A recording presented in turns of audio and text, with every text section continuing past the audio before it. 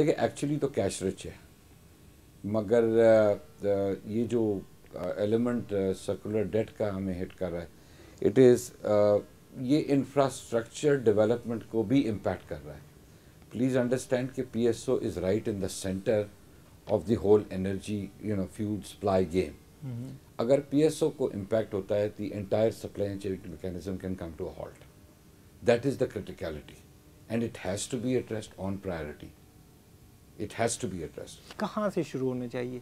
Lately हम सुन रहे हैं कि पेप्को एक ऐसा इदारा है जो, if I am not wrong, हमारे व्यूअर्स के लिए भी अगर आप थोड़ा सा ये क्लैरिफाई कर पाएँ कि जो बिल्स, जो इलेक्ट्रिसिटी हम कंज्यूम करते हैं और हम जो पेमेंट करते हैं, वो पेप्को के थ्रू आपके पास आती है। प्रोसीजर क्या है? प्रोसीजर ये है कि जो सब्सिडी एलिमेंट है वो मिनिस्ट्री ऑफ फाइनेंस रिलीज़ करती है पेप्को को, पेप्को रिलीज़ करता है हबको और कैप्को को, और फिर हबको कैप्को से मुझे मिलता है।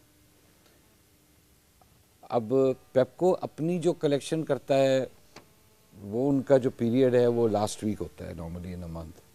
उसमें से वो हमें कहीं 2 बिलियन, 3 बिलियन, 4 बिलियन कुछ इस तरह देते हैं, which is like a race गाड़ी एक्चुअली, क्योंकि इनकी महीने की जो सप्लाईज हैं वो they approximately are about 20 billion a month. Daily 1 billion का आप माल समझें। मई जून पीक होता है 1.2, 1.4। 2008 में तकरीबन on an average the price of one fuel oil was about 56,000 rupees a ton. As I talk to you right now, it is about 47,000 rupees a ton, 47, 48,000 rupees a ton. वो pass through है सारा, जाहिर बात है consumer की तरफ bear करता है। पेप्को को गवर्नमेंट ने टैरिफ इंक्रीज भी, वो IMF और कंडीशनैलिटीज़ पे टैरिफ इंक्रीज भी हो चुका है उनका। Their revenues have also gone up. अगर मेरे पास करेक्ट फिगर तो नहीं है, मगर मैं अप्रॉक्सीमेशन पे मैं एस्टिमेट करता हूँ कि 50 बिलियन से ऊपर की उनकी महीने की बिलिंग है।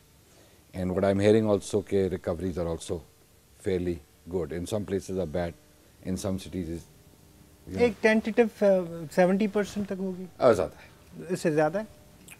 That's what I am hearing. मतलब कि ये जो गैप है सप्लाई, कॉस्ट ऑफ सप्लाई का और जो बिलिंग का, अगर वो नैरो बैंड में रखें तो अफोर्डेबिलिटी पीएसओ भी कर सकता है, गवर्नमेंट भी कर सकती है, हम लोग कर सकते हैं, ठीक है। मगर वो अफोर्डेबिलिटी का वो जो गैप है वो बहुत बड़ा है। For example they did not pay, they paid only 1 billion against 21 billion in August. It was the critical situation कि जी वो ये हो गया, वो हो गया, फ्लड्स का ये वो, क्या ठीक है मान लिया, but then this is not going to go on. इस तरह ज़्यादा देर हिसाब किताब नहीं चलेगा। थोड़ा सा अगर मैं पीछे जाऊं, फ्लड से पहले भी इनका जो पेमेंट बिहेवियर है वो यही है? उससे पहले कुछ बेहतर था। Last year was much better. It has really gone bonkers from July 2009।